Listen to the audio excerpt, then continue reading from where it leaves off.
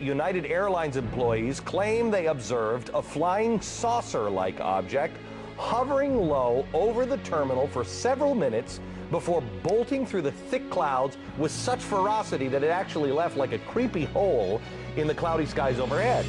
So what was it? A hoax? An alien attack? Were they observing us? Is this a military operation? What is it? Joining us now is UFO historian Richard Dolan and the guy who actually broke the story. His name is John Hilkovich. He is from Chicago, and the Chicago Tribune. John, let me start with you. The UFO witnesses in Chicago, they're not nuts, are they? They are like really fine, upstanding people. And they're very serious about this. They're all United Airlines employees, ranging from pilots to supervisors who heard chatter about this on the radio and raced out and saw it in the sky, aircraft mechanics, veterans of O'Hare who've been there for a long time, know how lights can play tricks in the sky, and they say this wasn't that. This was a real metallic gray object low in the sky, and they want answers.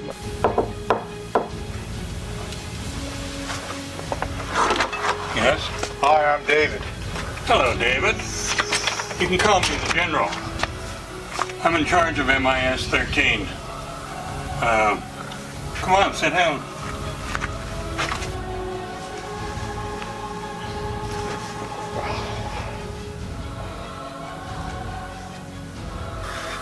Why am I here?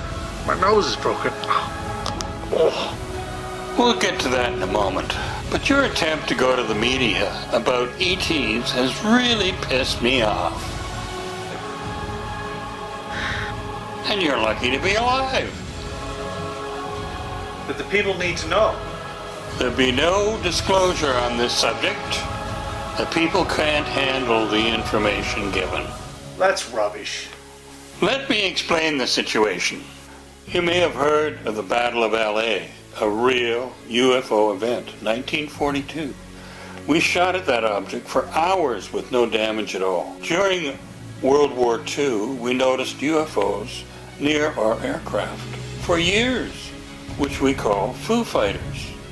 Our scientists said ETs could exist, so we started to become concerned that these UFOs could become a threat.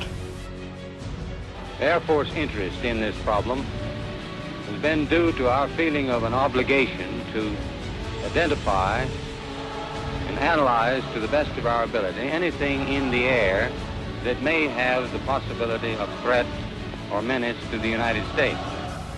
Then the abductions started, and our citizens became what seemed to be lab rats that we had no control over. This is very real, and people have had implants from ETs. Still covered with this biological coating. People of the world have a right to know what's going on because they're part of it. It's not just an isolated thing.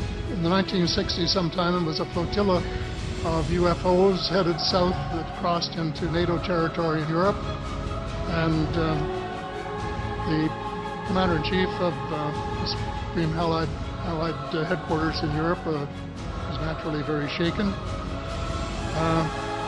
Fortunately, or maybe divine providence, before the panic button was pushed, the flotilla turned around and headed back north.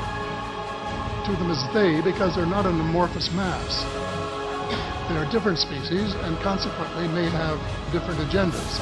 During the Cold War, we have had many intrusions. In fact, Brazil was attacked. Deu entrevista para informar que pilotos das bases de Santa Cruz, no Rio de Janeiro, e de Anápolis, em Goiás, chegaram até a perseguir e a ser perseguidos pelos objetos voadores não identificados na região de São José dos Campos, sobre o Vale do Paraíba e trechos do estado do Rio de Janeiro. Eram 21 homens, segundo os militares, que ficaram mais de 3 horas sobre o... Even the Russian Mir spacecraft was harassed by UFOs. Then they started shooting down our rockets, so naturally we had to defend ourselves. Suddenly he said, just watch this. And as I watched, the warhead, the dummy warhead, the chaff that was put out in front of it as a decoy to deflect the Russian anti-missile tracking radar, everything was flying along, and suddenly, in the same direction this stuff was flying at about 8,000 miles an hour, An object came into the frame, shot a beam of light at the warhead. There was an Excel spreadsheet, and the title was Non-Terrestrial Officers. Then it had names, ranks. You and your hacker friends tried to expose our Earth defense system, luckily with little to no impact on the general population. So why are you keeping me alive? You are going to be our new insider. Prevent and confuse future leaks, and even if you think of refusing... Yeah, you're gonna kill me. No. You'll die of a very painful cancer. Great, can I go now? Yes.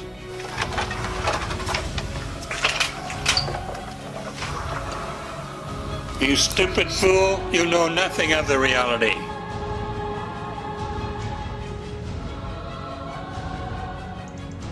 "38 miles above ground, the space shuttle had exploded.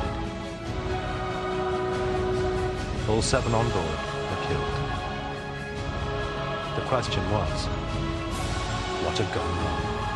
Tire pressure instrumentation and the hydraulic return instrumentations. No, sir, there's not. Flight controllers here are securing all information and notes.